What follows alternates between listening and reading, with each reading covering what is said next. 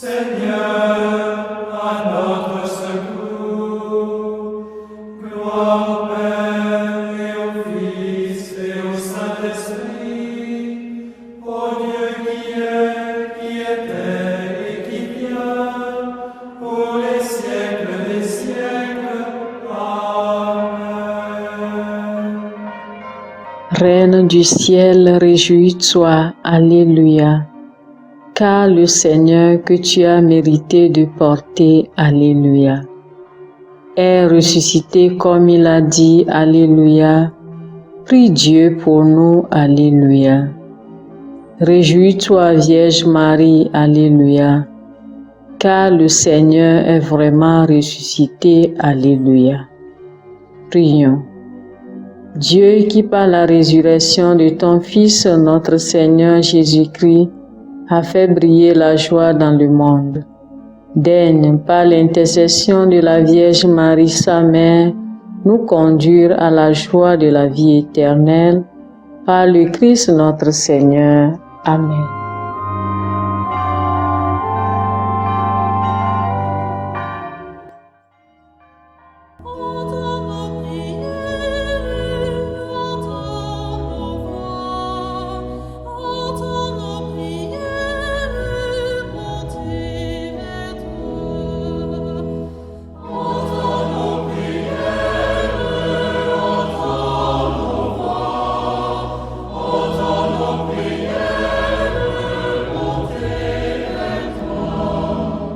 Seigneur, dans le silence de ce jour naissant, je viens te demander la paix, la sagesse, la force.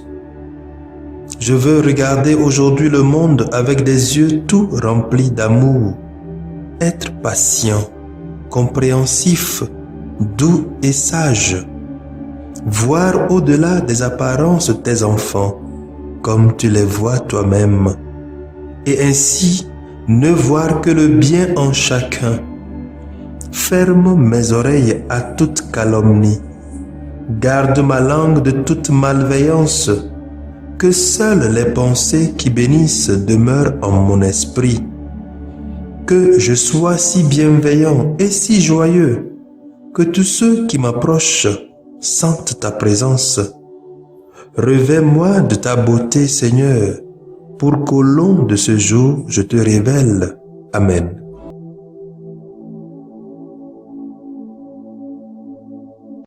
Abonnez-vous à notre chaîne YouTube et cliquez la cloche de notification pour recevoir nos prochaines vidéos.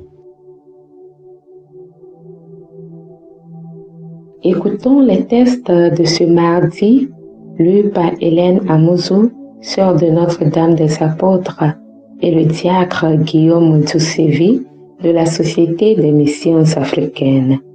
Commenté par le Père Éric Boutor de la Société des Missions Africaines.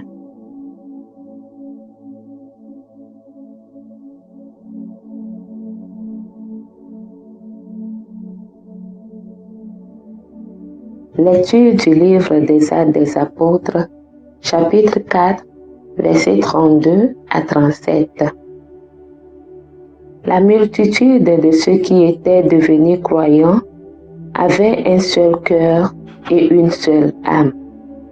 Et personne ne disait que ses biens lui appartenaient en propre, mais ils avaient tout en commun. C'est avec une grande puissance que les apôtres rendaient témoignage de la résurrection du Seigneur Jésus, et une grâce abondante reposait sur eux tous. Aucun d'entre eux n'était dans l'indigence, car tous ceux qui étaient propriétaires de domaines ou de maisons les vendaient, et ils apportaient le montant de la vente pour le déposer aux pieds des apôtres. Puis, on le distribuait en fonction des besoins de chacun. Il y avait un lévite originaire de Chypre, Joseph, surnommé Barnabé par les apôtres, ce qui se traduit « homme du réconfort ». Il vendit un champ qu'il possédait et en apportant l'argent qu'il déposa aux pieds des apôtres. Parole du Seigneur, nous rendons grâce à Dieu.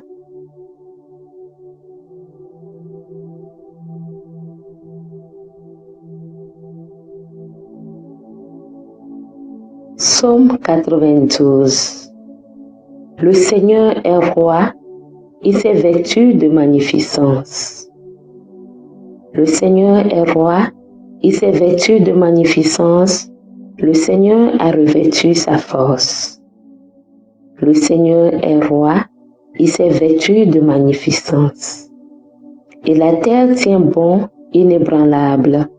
Dès l'origine, ton trône tient bon. Depuis toujours, tu es.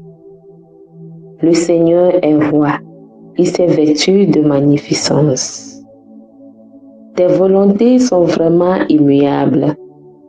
La sainteté emplit ta maison, Seigneur, pour la suite des temps.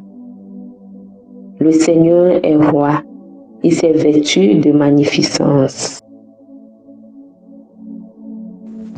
Alléluia, Alléluia, le Seigneur parle à son peuple.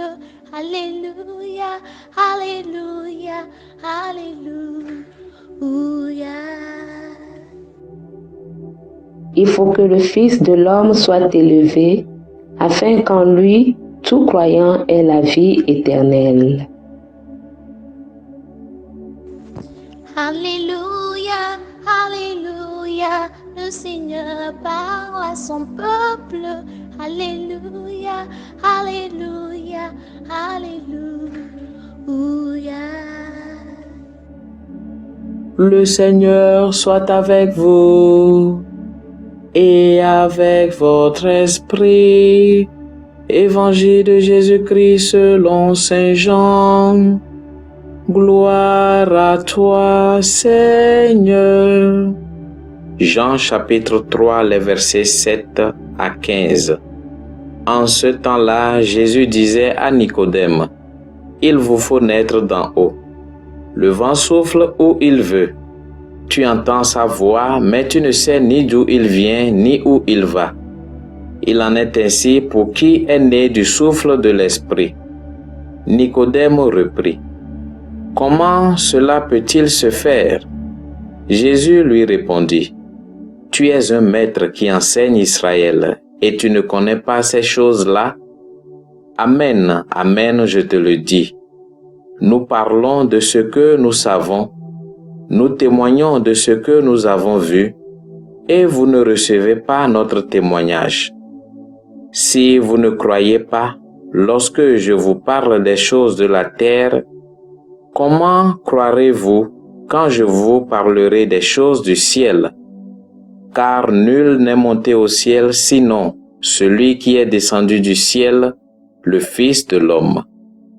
De même que le serpent de bronze fut élevé par Moïse dans le désert, ainsi faut-il que le Fils de l'homme soit élevé, afin qu'en lui tout homme qui croit ait la vie éternelle. Acclamons la parole de Dieu. Louange à toi, Seigneur Jésus.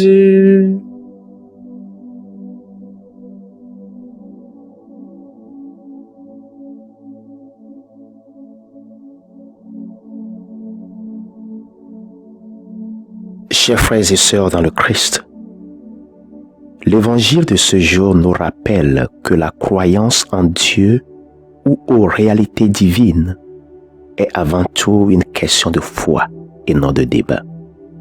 Aujourd'hui, certains cherchent à avoir et à comprendre tous les détails possibles sur Dieu et sur les réalités d'en haut avant d'y croire. Mais Jésus nous rappelle dans l'évangile de ce jour que ce n'est pas tout que nous pouvons cerner avec la lumière de la raison ou avec nos sens. Le vent souffle où il veut. Tu entends le bruit qu'il fait, mais tu ne sais pas d'où il vient ni où il va, nous dit Jésus dans l'évangile de ce jour. Ainsi, de la manière, nous ne pouvons pas cerner tout le mystère autour de l'incarnation, la passion, la mort et la résurrection du Christ. De cette même manière, nous ne pouvons pas aussi cerner tout sur la vie dans l'esprit. Et voilà pourquoi les sacrements nous sont donnés comme signes visibles des réalités invisibles. Chers frères et sœurs, la vie de foi est une vie d'expérience avec le Seigneur. Et pour faire cette expérience, nous devons naître de nouveau, comme Jésus le signifiait à Nicodème. Certains perdent leur foi aujourd'hui juste à cause des débats que je taxe d'inutiles. Par exemple, pourquoi vous les catholiques vous priez Marie? Pourquoi vous priez pour les défunts? Pourquoi vous priez les saints? Pourquoi l'Eucharistie? Pourquoi les confessions? D'ailleurs, je me demande, quel tort prier Marie ou prier les saints fait aux autres? Chers frères et sœurs, les vraies réponses à ces questions doivent venir de notre expérience de foi et non de l'extérieur. Ne rentrons pas dans des débats inutiles sur ces sujets si ce n'est pour un but d'enrichissement spirituel, car la foi est à vivre et non à débattre inutilement. Une foi bien vécue porte toujours des fruits d'amour et d'unité, comme dans la première communauté chrétienne dont nous parle la première lecture de ce jour. C'était vraiment une vie de communauté et d'amour. Et la première lecture nous dit qu'avec cette vie, personne ne vivait dans la misère. Alors je me pose la question, pourquoi tant de misère dans certains pays dans le monde? N'est-ce pas justement à cause du manque de ce sens de bien commun? Regardons autour de nous. Regardons tous ces hommes politiques qui ne vivent qu'au détriment des autres, rassemblant des fortunes qu'ils ne cessent de gaspiller, tandis que des pauvres meurent autour d'eux. Regardons comment les riches s'enrichissent et les pauvres s'appauvrissent davantage. N'est-ce pas justement le manque d'espérance en Dieu et le manque du sens de bien commun qui causent cet individualisme et inégalité sociale dans le monde? Chers frères et sœurs, prions pour le monde. Que le Seigneur nous aide à comprendre que nous appartenons tous à un même Père et que chacun a le droit de jouir des biens de cette terre et d'être heureux. Devenons tous des témoins de l'amour et de l'unité dans le monde en développant ce sens de bien commun dans toutes nos sociétés, organisations et familles. Ainsi, de notre petite manière, nous pouvons semer l'amour et l'unité autour de nous.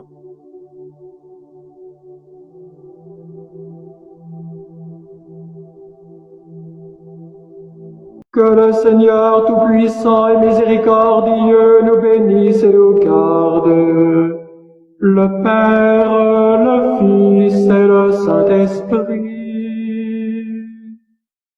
Amen. Bénissons le Seigneur.